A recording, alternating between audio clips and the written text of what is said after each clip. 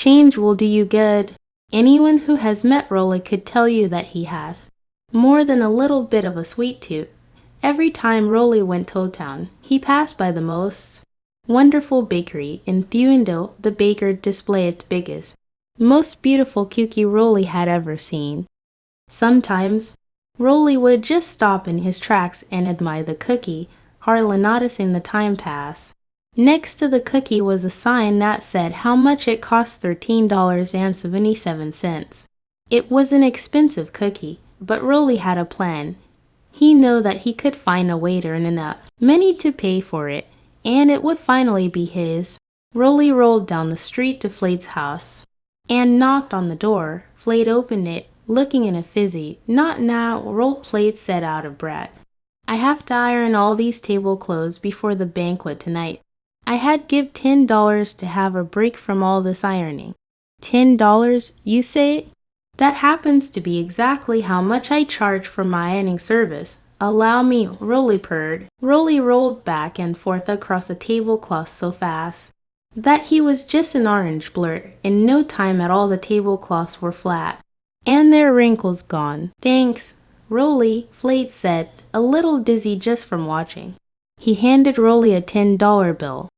Next door, in Birdie's treehouse, Birdie was yawning next to a big pile of dishes. "Oh, hello, Rolly," she sighed.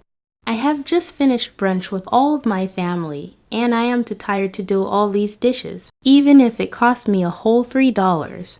I had to pay someone to take care of them so I could rest. I happen to know someone perfect for the job," Rolly declared.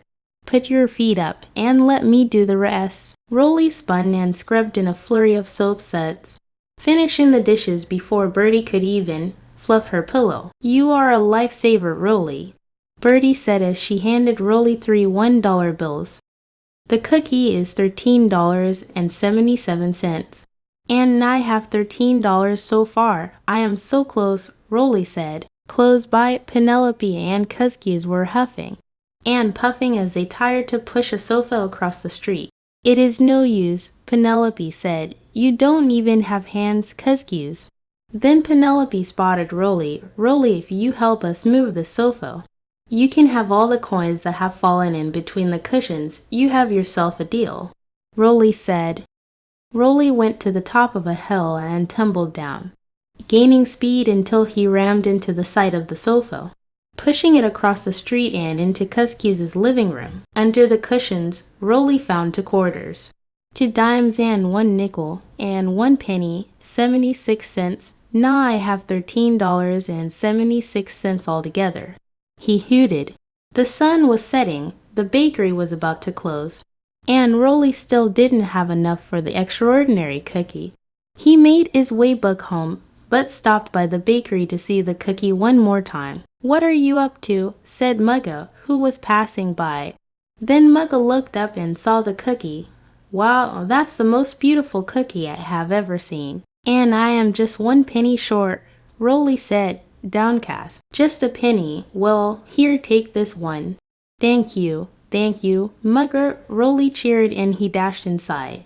He laid out all the money he had earned on the counter. "I would like that cookie in the window, please."